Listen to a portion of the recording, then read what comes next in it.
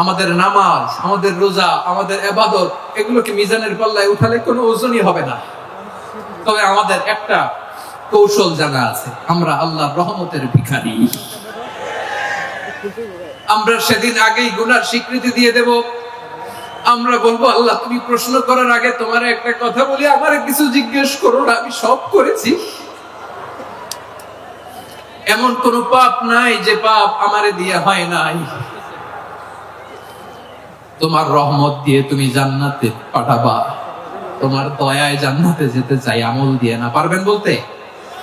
কিয়ামতের দিন আমরা বলবো, আল্লাহ আমার আমল দিয়ে জান্নাত চাই না, আমি তোমার দয়া দিয়ে জান্নাত চাই।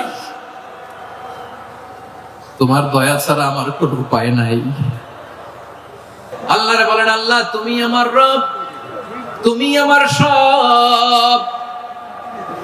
আল্লাহ আমি ছাড়া এই জমিনে তোমার গোলামের অভাব নাই, তুমি ছাড়া আমার দ্বিতীয় কোনো রব নাই। এ কথা বলে চোখের পানি ছেড়ে আল্লাহরে স্বীকৃতি দেন, আল্লাহ আমি পাপী। আল্লাহ জমিনে আমার চেয়ে বড় পাপী আর কেউ নাই। অজু করে সিজদায় লুটিয়ে পড়ে